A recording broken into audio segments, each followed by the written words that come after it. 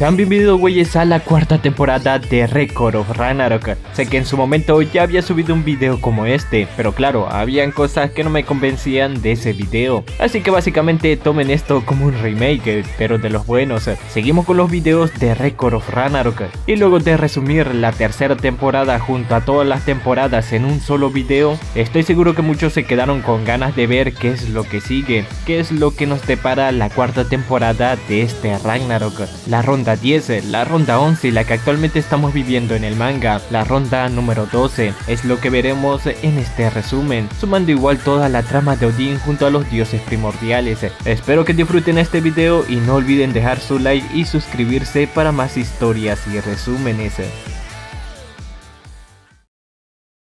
Una de las cosas más importantes que vimos al final de la tercera temporada fue el enfrentamiento de Buda vs Odín junto a la intervención de Belzebú. Si más bien es aquí donde se nos revela que Odín busca revivir a los dioses primordiales antes de que esta batalla comenzara a ser interrumpida por Thor, junto a Damas y también Sakata Kintoki. Todos se reunirían en este lugar. Es Thor quien les dice que dejen sus problemas para después, que sería una falta de respeto interrumpir este Ragnarok por sus problemas personales. Por eso lo mejor para aquellos que han fallecido en este torneo es que continúe. Pese a las miradas serias y muy sospechosas, todos los involucrados decidirían retirarse. Luego de esto, en una reunión veremos llegar a Susanoo no Mikoto, diciendo que él será el siguiente en luchar, robándole así el puesto a Nubis, quien en esta reunión igualaría su aparición y quería luchar. Pero por el momento él no va a salir. Es así como el Ragnarok seguiría, esta vez en la ronda número 10.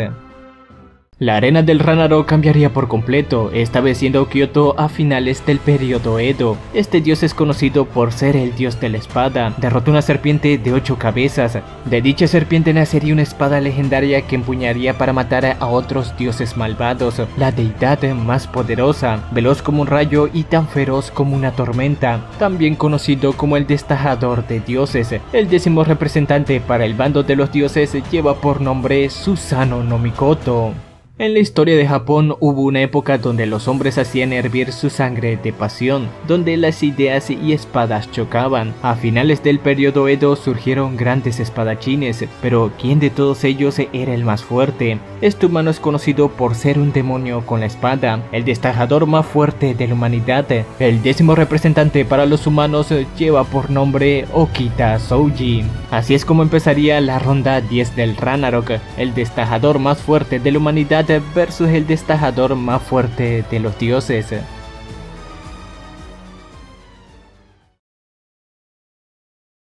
La pelea iniciaría y es Susanoo quien le menciona a Okita que si ese lugar de al lado es el famoso Ikedaya. Okita se sorprendería que un dios supiera todo el detalle. Susanoo le sigue diciendo que esa es su época favorita de la humanidad y es su sueño estar en Kyoto a finales del periodo Edo. Todo porque en ese entonces es donde la técnica de la espada llegó a la perfección. Okita le menciona que nunca pensó que el famoso dios de la espada actuaría de esa forma. Por eso ahora viendo que tiene un cuerpo saludable, un lugar nostálgico y un oponente formidable, este le menciona a Susanoo que por fin puede pelear hasta saciar su corazón. En esos momentos los ojos de Okita se volverían rojos y sería el primero en atacar. Justo cuando ésta había entrado en el rango de ataque de Susanoo, se movería tan velozmente que aparecería en sus espaldas. Si más bien Susanoo estaba sorprendido, este lograría esquivarlo con facilidad.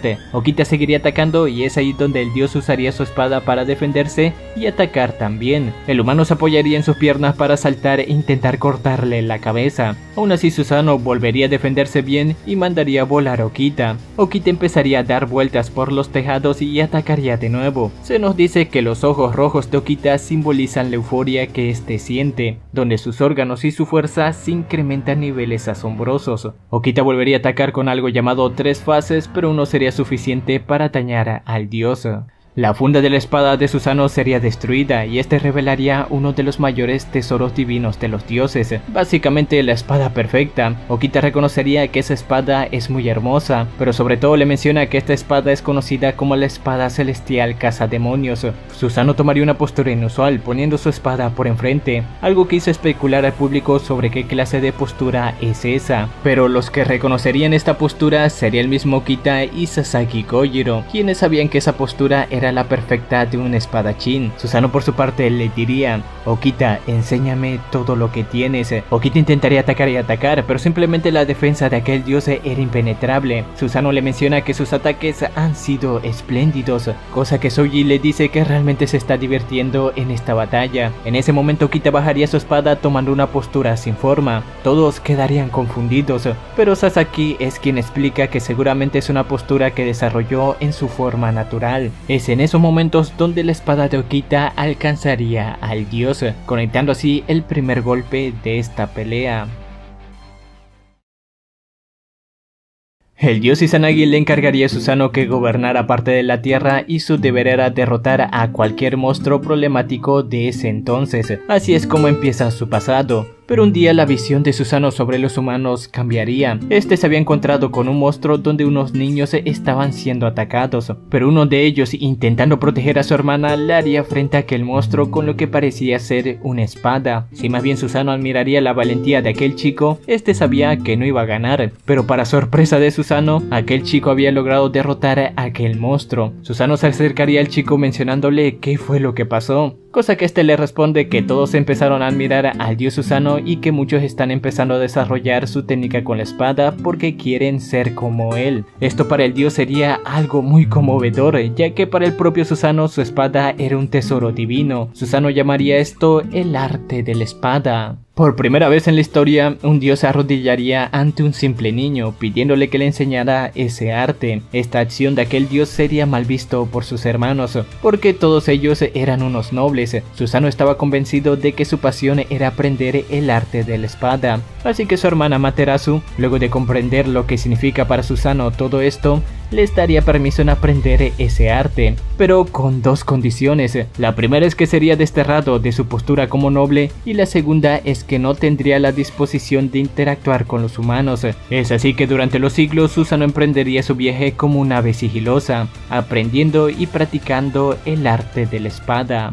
Regresando a la pelea, Susanoo le agradecería a Okita por desarrollar el arte de la espada, pero que ahora es su turno de sentir pasión por esta lucha. Susanoo esta vez tomaría una postura algo atípica que básicamente tenía como función partir a su oponente en dos cuando éste se acerque. Okita empezaría con un ataque frontal, pero rápidamente buscaría un punto ciego para poder atacar a Susanoo, pero es ahí donde Okita nota que no hay forma de atacar. Susanoo lanzaría un ataque directo a Okita que lleva por nombre Demonio Celestial. Aquel dios con un solo ataque había destruido parte de la ciudad de Kyoto. Okita, en vez de entrar en desesperación, se emocionaría más al aceptar este combate a muerte, formando una aura casi parecida a la de un demonio, cosa que esta Susanoo igual lo emocionaría mucho. Okita volvería a atacar de frente. De nuevo empezarían a intercambiar varios golpes con sus espadas, donde Susanoo saldría más herido. Si más bien Susanoo estaba disfrutando esta batalla, en un momento Okita usaría otras de sus técnicas atacando de frente y dañando el costado de aquel dios. Pero esto había creado una abertura para que Susanoo usara otra vez su técnica del demonio celestial, pero esta vez intentando aplastar a Souji. Si más bien este ataque era imposible de esquivar, Okita se abalanzaría donde estaba Susanoo para cortar la distancia y así recibir el menor daño posible. Esto resultaría más que bien. Okita le menciona al dios que no pensaba que pudiera usar ese ataque con una aura tan pequeña. Susanoo por su parte le responde que sí puede, pero que su potencia es reducida. Aún así Susanoo con otro ataque lograría aplastar al niño demonio.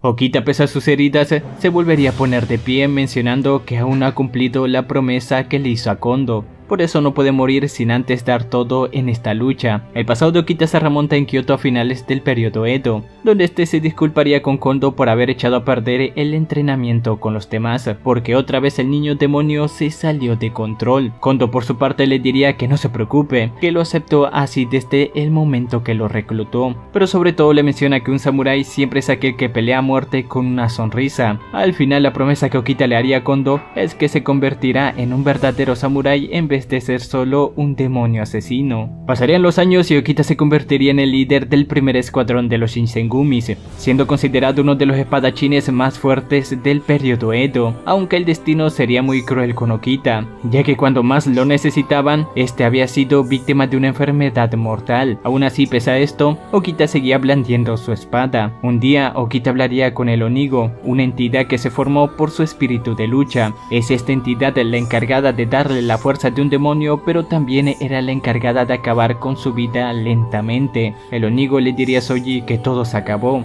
que su cuerpo no aguanta más.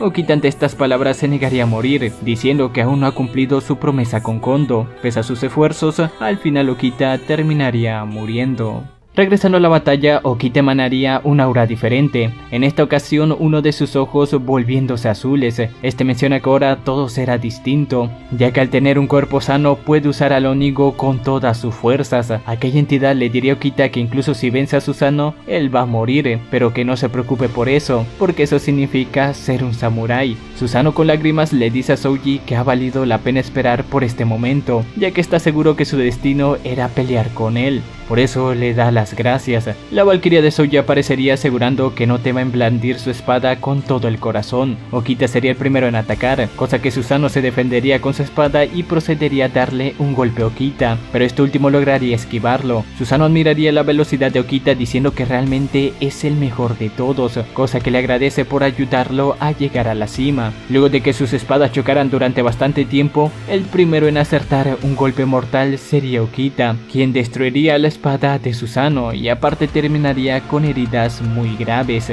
Si más bien todos pensaban que aquí la pelea iba a terminar, no fue del todo así.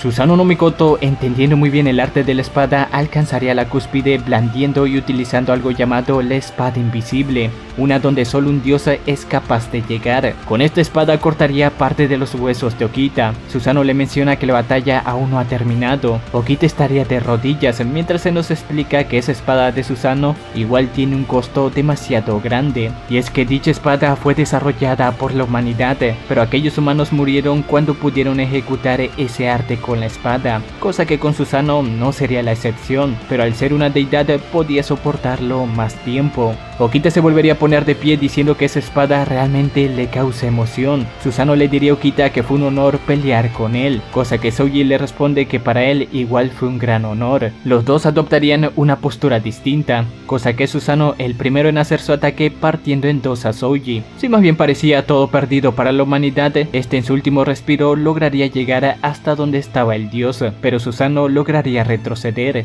Pese a esto, Okita usaría su última técnica logrando alcanzar con su espada a Susanoo no Mikoto, pero igualmente cayendo al suelo. Al final, pese al ataque de Okita, Susanoo estaba dispuesto a darle el último golpe, pero la técnica de la espada sin forma lo había consumido. Las últimas palabras de Susanoo solo serían: es realmente triste que ya no pueda mover mi espada. Okita le daría las gracias al dios por esta batalla, mientras este poco a poco se iba desvaneciendo, siendo así el ganador de la 10ª ronda del Ragnarok.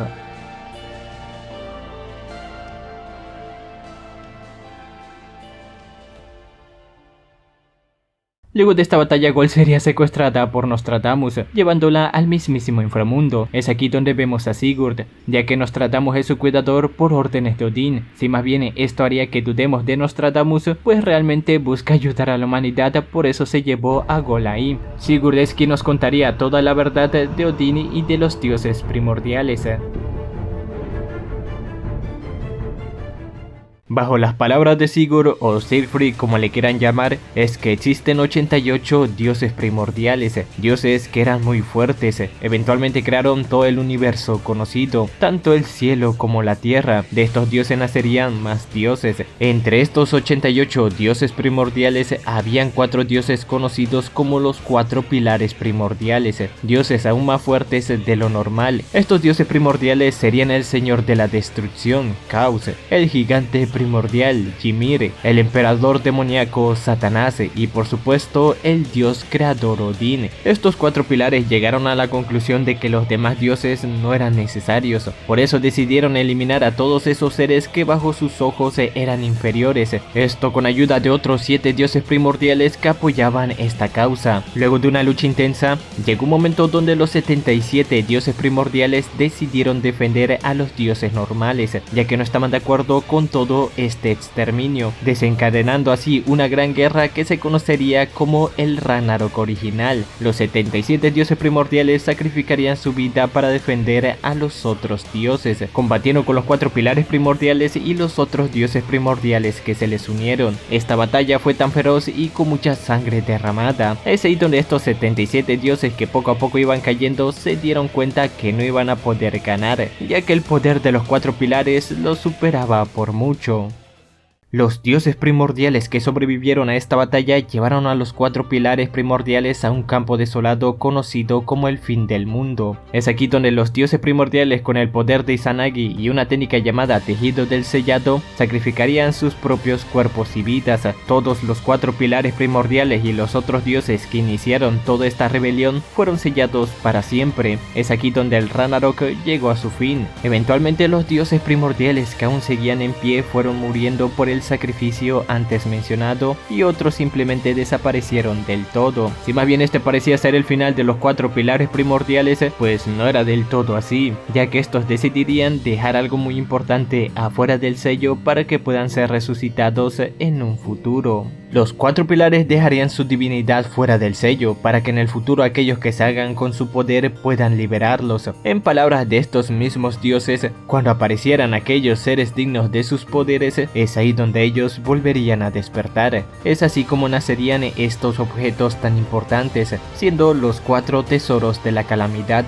Tiempo después, pero mucho tiempo después, un dios sin nombre buscando estos tesoros encontraría la espada mágica Gram. Si más bien este dios poseía intenciones oscuras, no dejaba de ser un dios algo inferior, un dios que no era alguien importante. Dicho dios agarraría la espada mágica Gram, haciendo que en él fluyera todo el poder del dios primordial Odín. Es así como este dios que no era nadie pudo adaptarse a la gran fuerza y divinidad de esta espada, teniendo un conocimiento y una sabiduría por encima del resto. Es así como poco a poco se iba haciendo de un hombre, logrando conquistar el panteón nórdico y siendo visto como un ser sin igual, llevando por nombre el dios supremo Odín. Antes de seguir con la historia, hay algo muy importante que entender, y es que aunque estos dos personajes tengan la misma apariencia, por un lado tenemos al dios creador Odín, y el que vemos en el Ragnarok es el dios supremo Odín. Son dos dioses diferentes con la misma apariencia. Como he mencionado, el dios supremo Odín busca romper el sello de los demás pilares primordiales, esto con ayuda de los 4 tesoros de la calamidad. Lo que se nos dice es que él ya posee todos estos objetos, ya tiene el brazalete de alquimia de Caos, el collar de Ymir, el yelmo de Satanás y obviamente la espada mágica Gram de Odín. Pero claro, aún hay otras condiciones para romper el sello: el agua de la vida y el recipiente primordial. Primero que nada, el agua de la vida se trata sobre la energía de la humanidad. Es aquí donde el Ragnarok tiene relación directa con esta trama, ya que si los humanos llegan a perder el Ragnarok, serían exterminados en su totalidad, haciendo que el pozo de Hur se llene con esta agua. Por eso mismo, cuando Brunhilde interrumpió las votaciones al inicio de todo, Odín se enojó mucho, ya que los humanos estaban destinados al exterminio. Pero ahora necesita ganar todo este torneo sí o sí. Por parte del recipiente primordial tiene que ser un dios único, un recipiente que aguante el agua de la vida junto a los 4 tesoros de la calamidad. Es ahí donde dicho dios que se haga con esto puede destruir el sello donde fueron encerrados los 4 pilares primordiales, siendo este dios el propio Sigurd. Básicamente, el Odín Supremo ya tiene casi todos los requisitos para revivir a los dioses primordiales. Solo le falta el agua de la vida para que Sigurd rompa ese sello. Por eso lo tiene encerrado en el Tártaro, esperando pacientemente el fin de la humanidad. En toda esta historia contada por Sigurd y el propio Nostradamus se nos revela algo muy importante, y es que Gol parece ser la clave de todo esto. Al momento que se ha creado este resumen, no sabemos la importancia de Gol en todo esto.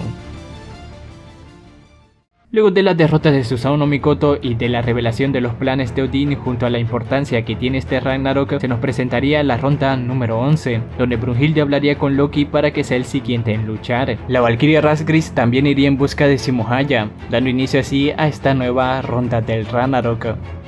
5 victorias para la humanidad y 5 victorias para los dioses. Finalmente hemos llegado a la ronda número 11, a quien se le ha confiado la gran responsabilidad de salvar a los humanos. Año 1939, la guerra del invierno. El ejército soviético empezó su invasión a Finlandia. En ese instante, un solo granjero tomó su rifle y se enfrentó a los invasores que amenazaban su patria. Detuvo la invasión de miles de soldados soviéticos con sus balas y el terror que infundía. En la línea defensiva del río Koya, con solo 32 soldados repelieron a más de 4.000 soldados soviéticos. Él solo derramó la sangre de 542 enemigos sobre la nieve, el francotirador más letal de la humanidad, también conocido como la Muerte Blanca. El representante de la ronda 11 lleva por nombre Simo Haya. Simo Haya se presentaría con su perrito, donde este le menciona que debe de esperar, ya que no lo quiere involucrar en esta batalla, pero que volverá pronto. El escenario sería el bosque de Finlandia, donde varios soldados lo reconocerían más que bien. Este campo sería recreado por los dioses como un domo. Gracias a los micrófonos y las cámaras que instalaron en los animales, pueden seguir la batalla con facilidad. Si más bien al principio se creía que Simo Haya es quien eligió esta arena, pues todos estaban equivocados, porque lo eligió el siguiente dios.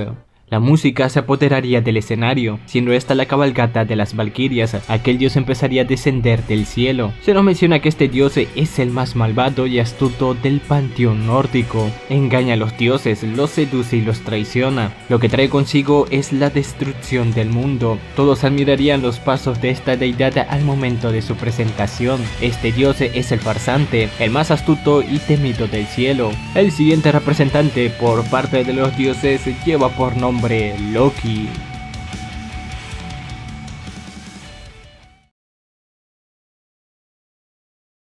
Se os menciona que Loki es alguien poderoso que tiene una fuerza anómala. Aunque el enemigo sea superior en combate, por alguna razón siempre él termina ganando. Por eso mismo, si Thor es el guerrero supremo del panteón nórdico, Loki es el asesino sin rostro. Simo Haya por su parte se prepararía para la batalla, recargando su arma y posicionándose en una parte del bosque donde le apuntaría a Loki. El dios por su parte, usando un megáfono, le pregunta a Simo que si no le trae nostalgia este lugar, ya que se parece al infierno donde estuvo hace años. Loki tiraría el megáfono diciendo que no se preocupe porque esto terminará pronto, así que usando su magia crearía una nube negra que lo envolvería a él. En dicha nube saldrían copias exactas de Thor, Hércules y Odín. Todos quedarían asombrados y Loki seguiría diciendo: lo siento, pero no puedo perder, por eso tú debes ser quien muera, dándonos a entender que pese a haber aceptado este combate por Brunhilde, no se dejará ganar tan fácilmente. Todo esto mientras la reacción de Simo era totalmente seria.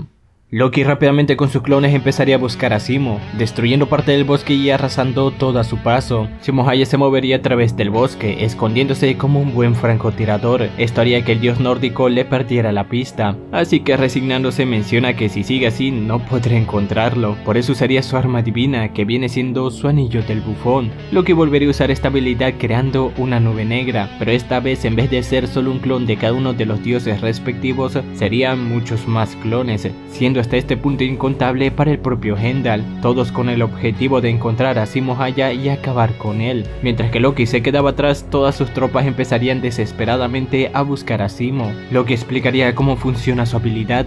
Básicamente el anillo del bufón le permite potenciar su habilidad innata. Él replica y copia todo lo que toque con sus manos, pudiendo así crear clones de cualquier cosa. Gracias a su arma divina, que es el anillo, puede crear cientos y cientos sin ningún tipo de límite, aunque el único problema que tiene es que entre más clones crea, el poder de cada uno de ellos se divide. Si más bien los dioses cuestionarían que Loki explique todo esto, Zeus dice que seguramente no está diciendo la verdad del todo, estando en lo correcto, ya que si más bien el poder de sus clones es afectado cuando crea más, él puede distribuir todo ese poder a un solo clon, haciendo que solo uno sea el más poderoso de todos los clones. El verdadero plan de Loki se basaría en un engaño. Loki menciona que hará que Brunhilde se arrepienta por querer acabar con él, ya que nadie escapa de su anillo del bufón. Pero es en esos momentos donde las cosas cambiarían. Un pequeño destello alertaría a todos los clones, incluso los espectadores quedarían asombrados presenciando lo que parecía ser un milagro.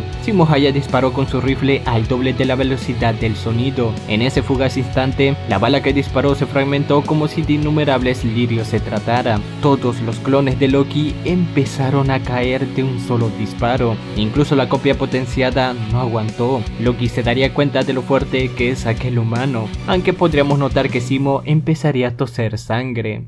Todos los clones eliminados desaparecerían. Loki en ese momento se escondería intentando averiguar dónde está Simo, pero este ya se había movido a otra posición. Incluso las cámaras del Ragnarok no sabrían dónde está escondiéndose. Por otra parte, Jack the Ripper nos explica sobre el funcionamiento de la bala de Simo, que no fue una bala normal ya que se dispersó en varios perdigones como si se tratara de una escopeta. Es ahí donde Brunhilde nos explica que el arma de Simo, por más que sea una Volund, necesitaría de balas que sean divinas para dañar a una deidad. Brunhilde le dice a Buddha, quien igual aparecería en ese momento, que Simo Hayah y su Valkyria hicieron un contrato. Básicamente cada bala que dispara es un órgano que le cuesta, ya que sus órganos se convierten en su principal munición. El primer órgano que usó Simo Hayah fue un riñón. Este contrato lleva por nombre Pacto de Muerte. Buddha se sorprende de que ese humano llegara tan lejos. Brunhilde le cuenta que durante la guerra Simo mató a muchos enemigos convirtiéndose en un héroe. Sin embargo, aunque fuera una lucha para proteger a su patria, para él matar a una persona era un dolor profundo. Por eso el poder de Simo Hayah nace de ese dolor. El inmenso dolor que su mente y cuerpo sienten para él es una redención y por ende igual su salvación. Simo Hayah cargaría la segunda bala, esta vez sacrificando un hígado. El pasado de Simo Hayah se remonta en 1939, donde los finlandeses verían como un gran ejército se movilizaba hacia ellos. Los soviéticos habían lanzado a más de 4.000 hombres, mientras que aquella línea defensiva solo contaba con 32. Esto parecía una derrota más que evidente. No es hasta que aquel hombre cambiaría todo, haciendo que esa pequeña trinchera de defensa cambiara el rumbo de la guerra. Veríamos a Simo Hayah combatir en contra de los soviéticos, contando cada baja y sin fallar ninguna vez. Todos empezarían a reconocer a aquel francotirador, teniéndole miedo, incluso llamándole la muerte misma. Todos esos soldados soviéticos acabarían huyendo. Con esto Simo Hayah obtendría el apodo de la muerte blanca. Los soldados finlandeses por su parte celebrarían esto y admirarían a Simo. El hecho de no fallar ninguna bala, el hecho de matar a todos esos soldados, el hecho de hacer esto con un rifle sin mira. Esto para los finlandeses era algo de admirar. Todos estaban felices menos él. Simo Hayah se mantenía dentro de su tienda de acampar, contando una y otra vez las muertes que causó, recordando esas escenas, torturándose en silencio, disculpándose por aquellos que les quitó la vida. Esto lo ocultaba para no desmoralizar a sus compañeros, por eso siempre mantenía un gran esfuerzo para mantener la calma. Pero cada vez que apretaba el gatillo y atravesaba a un soldado enemigo, Simo Hayah sentía un gran dolor en su corazón, hasta que esto un día cambiaría. De nueva cuenta, los soldados soviéticos volverían a atacar. Esta vez Simo había contado un total de 541 muertes. Cuando Simo había logrado superar esa cifra y logró acertar otro tiro, antes de la muerte de ese soldado soviético, este lograría apretar el gatillo haciendo que una bala perdida le diera directamente a Simo Hayah, atravesando parte de su rostro. En medio de todo el caos y la desesperación de sus compañeros para salvarle la vida, junto al dolor que estaba experimentando, Simo Hayah solo sentía paz mencionando lo siguiente: con esto no creo que me perdonen, pero aún así siento que he sido salvado. Luego de ese incidente, la guerra llegó a su fin, siendo el francotirador más letal de la historia al concretar 542 bajas, el registro más alto de la humanidad y sin fallar ninguna sola vez. El hombre más letal de la historia de la humanidad era solo un hombre con un corazón amable. Regresando al Ragnarok, Simo Hayek encontraría el lugar donde Loki se estaba escondiendo. Esta vez usaría una técnica diferente que lleva por nombre el cisne que surca los cielos. Si más bien Loki usaría sus clones como escudo, la bala atravesaría a dichos clones. Pero esto era parte de su plan, ya que solo quería ver la trayectoria de la bala y encontrar así a aquel humano. Por eso usaría un escudo para defenderse, pero con lo que no contaba es que aquella bala atravesaría también ese escudo. Pero esto no era más que un engaño. Antes de seguir con la batalla se nos mostraría el pasado de Loki. Este era un dios distinto al que conocemos, era alguien rebelde, alguien que se hacía de temer, un dios que imponía respeto. Pese a ser el hijo de un gigante de hielo, era tan fuerte como el mismo Thor o el dios supremo Odín. Pero todo esto cambiaría en el momento donde conoció a la valquiria Brunhilde, ya que luego de un momento donde ella le pareció gracioso las caras de Loki, este último se enamoraría de la sonrisa de aquella valquiria. Por eso mismo, desde ese momento todo lo que Loki hacía era simplemente hacer reír a Brunhilde, convirtiéndose en el dios de las bromas, solo para ver esa hermosa sonrisa. Luego de tantas bromas, Brunhilde le confesaría que nunca se lo había pasado tan bien, pero claro, esto no duraría mucho. Brunhilde conocería a Sigurd, donde se enamoraría de él. Loki la vería tan feliz y mostrando una sonrisa que jamás le mostró. Por eso decidiría deshacerse de Sigurd. Su plan consistía en matar la mascota favorita de Odín, esto mientras estaba disfrazado de Sigurd, algo que conseguiría a la perfección. En el momento donde Sigurd fue arrestado, es Odín que al acercarse a él los tesoros de la calamidad se empezaron a activar. Odín se daría cuenta que él es el recipiente que tanto estaba buscando. Por eso mismo decidiría que Sigurd permanecería en el Tártaro por toda la eternidad, algo que pondría a Brunhilde demasiado triste, pero a la vez muy enojada. Esto mientras Loki estaba feliz de volver a tener esa sonrisa de Brunhilde para él solo. Pero claro, ahora Brunhilde solo le tenía un desprecio.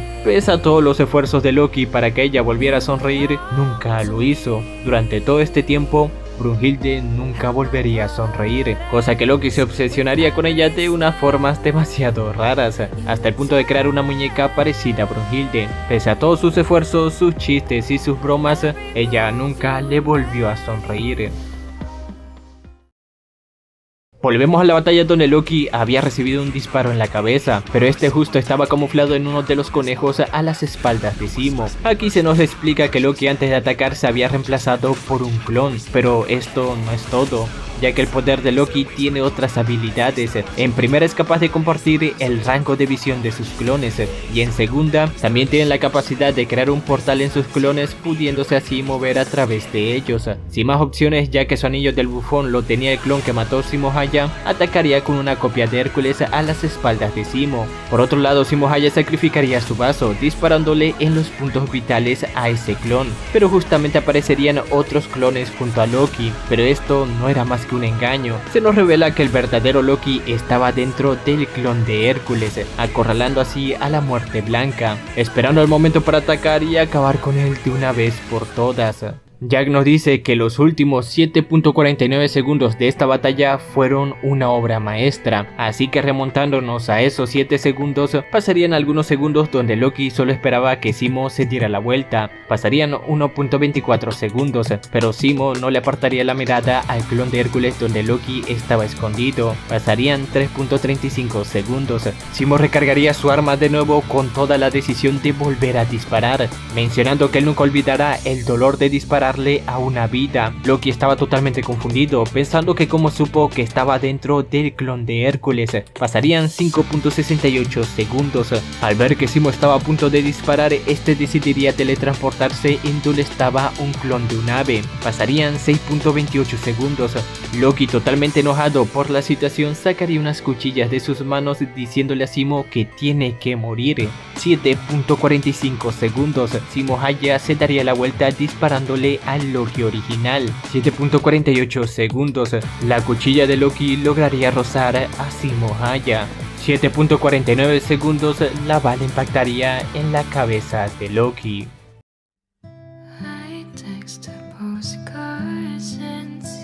Loki en sus últimos pensamientos mencionaría: Hilde, yo solo de verdad fui feliz, ¿sabes? Ese momento cuando me sonreíste y como siempre me regalabas tantas sonrisas. Loki le da las gracias a Brunhilde por las sonrisas que le regaló y dice que hubo algo que siempre quiso decir y eso era... Se nos cuenta que ese día el récord de Simohaya alcanzó la mayor cantidad de bajas confirmadas por un francotirador en toda la historia de la humanidad. Este mencionaría el número 543, acompañado de un gran dolor que recorre su corazón al haber arrebatado otra vida más. Heimdall anunciaría que el ganador de la ronda 11 es el francotirador más letal de la humanidad. Esto mientras vemos cómo cae una lágrima de la mejilla de Brunhilde.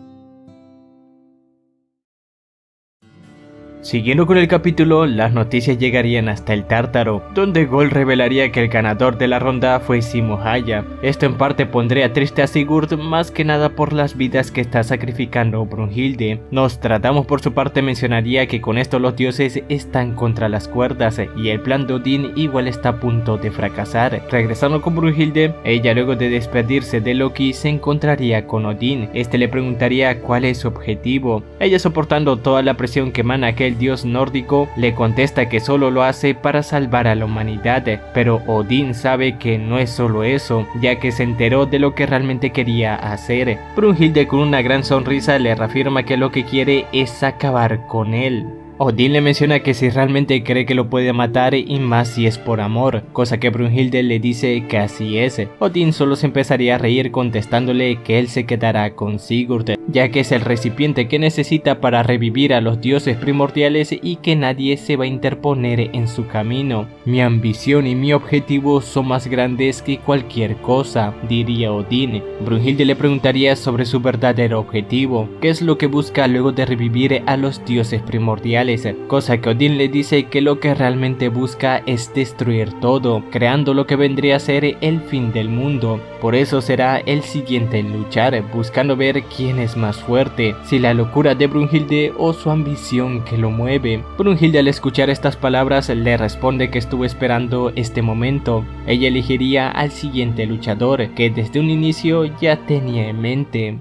Por otra parte, Buda hablaría con Kintoki preocupándose por él porque se enfrentará a Tintín. La respuesta de Kintoki sorprendería a Buda porque este confiesa que no sabe si le podrá ganar, pero qué es lo que tiene que hacer. Antes de que Kintoki saliera a pelear, sería recibido por compañeros, amigos o familiares de los participantes que perdieron en el Ragnarok, siendo este momento sin duda uno de los más bonitos de este manga. Kintoki se sorprendería que todos estuvieran ahí. Es Thomas Edison quien le diría que la razón por la que decidieron estar ahí es que todos le quieren entregar algo, así que luego de que se hiciera el chistosito mencionando la corriente continua alterna mientras presionaba la mano de Kintoki, le confiesa que eso que le dio no es más que el poder de la humanidad, reconociendo que si Tesla estuviera ahí con ellos le diría: la ciencia encendió las luces de la tierra, pero encender la luz de los corazones de la humanidad es obra de los sentimientos de cada uno, por eso es que tiene que ganar para que la humanidad siga avanzando. Los seguidores de Lubo le dirían que no puede perder. Los compañeros de Raiden le mencionan que él le prestará su fuerza, por eso tiene que dar su mejor golpe. Los compañeros de Leónidas le dirían que él estará protegiendo su espalda. Y por último, la familia de Adán igual lo apoyaría. Kintoki menciona que cargará con todos esos sentimientos sobre sus hombros. Eva al final dice que ojalá Adán lo vea desde lo lejos, velando por los niños de la humanidad que desafían a los dioses en esta batalla.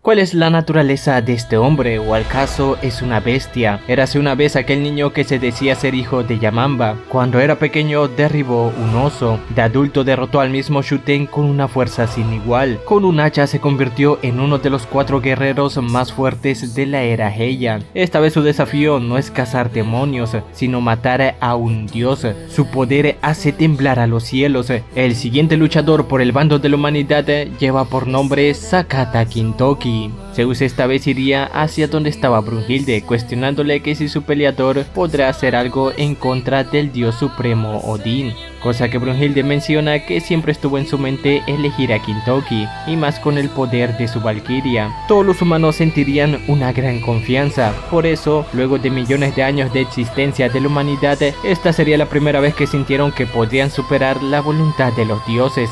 Sin embargo, esta esperanza no duraría mucho.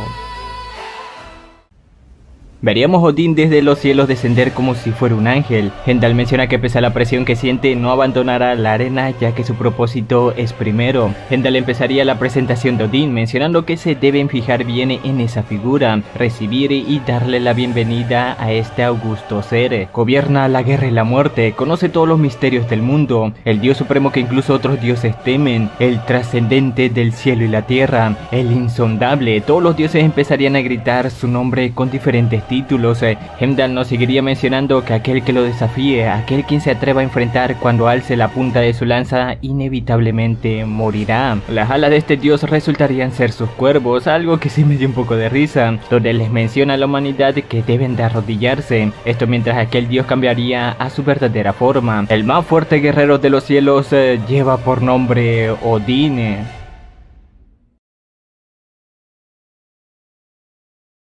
Es ahí donde los dioses junto a la humanidad se dieron cuenta de algo, que este dios es alguien supremo e intocable. Odín reconocería que su rival es ese pequeño insecto que era el mensajero de Buda, por eso le dice que le enseñe toda su fuerza. Kintoki por otra parte igual reconocería la fuerza de Odín, por eso le enseñaría una runa que lleva en su mano haciéndola brillar. Odín aquí es donde tendría algo de miedo, ya que reconocería esa runa. Kintoki le sigue diciendo que él es el heredero de la voluntad de Golnir, que por la sangre que corre en sus venas debe acabar con él. Odín por su parte confundido menciona que cómo es posible que un humano sea el heredero de la voluntad de Golnir. Sakata sería el primero en atacar a Odín, pero este lo esquivaría dándose cuenta del verdadero poder de aquel humano y que lo que le contó parece verdad. Kintoki seguiría atacando, pero Odín pararía dicho ataque. Este recitando unos cánticos mandaría volar a Kintoki hasta el otro lado de la arena. Todos se asombrarían con el poder de estos dos luchadores, diciendo que tal vez este duelo sea más sorprendente de lo que se imaginaban. Por otra parte, Zeus estaba bien enojado con Brunhilde, pidiéndole una explicación, que cómo es posible que un humano haya heredado la voluntad de un dios primordial. Brunhilde le revela que Sakata Kintoki sin duda es un humano, pero que también es el único humano que lleva la sangre de los dioses primordiales en sus venas. Regresando a la batalla, Sakata le dice a Odín que era de esperar que fuera así de poderoso, por algo es el dios supremo. Con esto Odín confirma que efectivamente esa runa es de dagas, heredada de la voluntad de Golnir, por eso le cuestiona si sabe todo. Sakata le revelaría que así es, que sabe que él es un dios sin nombre y aparte es el último sobreviviente del pueblo de Golnir. Aquel dios supremo ante estas declaraciones simplemente se enojaría. Remontándonos a años atrás, pero años atrás, nos ubicamos en el pueblo de Golnir, donde estos tristes dioses fueron borrados de la existencia misma de la propia historia. Esta tragedia se dio ante la convicción de ciertos dioses primordiales. Esta es la verdad del mundo, del Ragnarok. Vemos a una mujer usando una especie de magia para que las plantas florezcan. En esos momentos se acercaría otro dios a ella. Emocionado le diría que al fin pudo desarrollar unos guantes que pueden resistir todo, siendo un escudo muy fuerte. Ahí se nos presentaría a Erian, una diosa primordial de la luz radiante, y aquel otro dios era Golnir, su esposo, otro dios primordial de la luz radiante, donde su motivación era crear cosas increíbles que nadie jamás haya visto, y sería el que escribiría el libro prohibido de Golnir.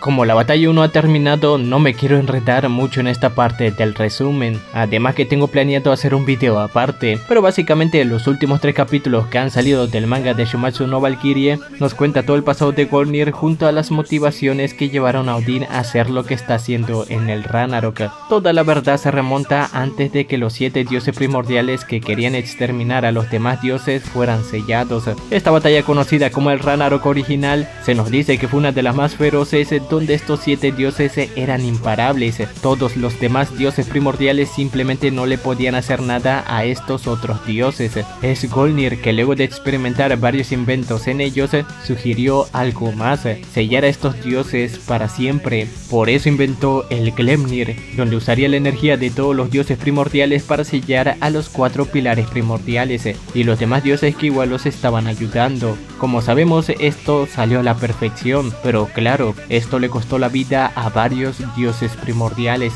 donde Golnir se sintió culpable al no morir con ellos, quedando en toda la existencia solo 7 dioses primordiales, quienes querían ocultar toda la verdad, pero Golnir simplemente estaba en contra de esto, ya que para él la verdad sería fundamental para no volver a cometer los mismos errores, pero sobre todo creía que en algún momento aparecería alguien capaz de derrotar a estos dioses primordiales que fueron sellados.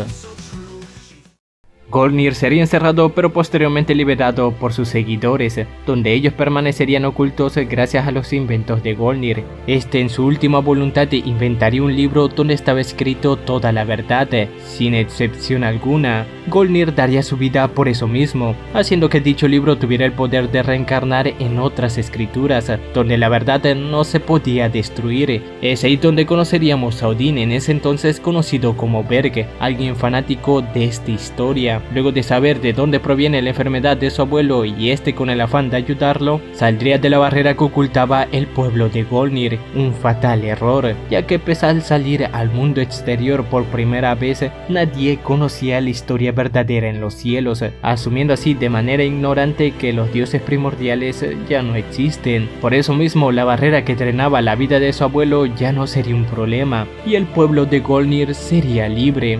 Lastimosamente al regresar sería atacado por 3 dioses primordiales, los únicos que quedaban con vida, diciendo que pasaron eones buscando ese pueblo y que gracias a él ahora por fin erradicarían la verdad del mundo. Que no se culpe, porque así se salvarán todos.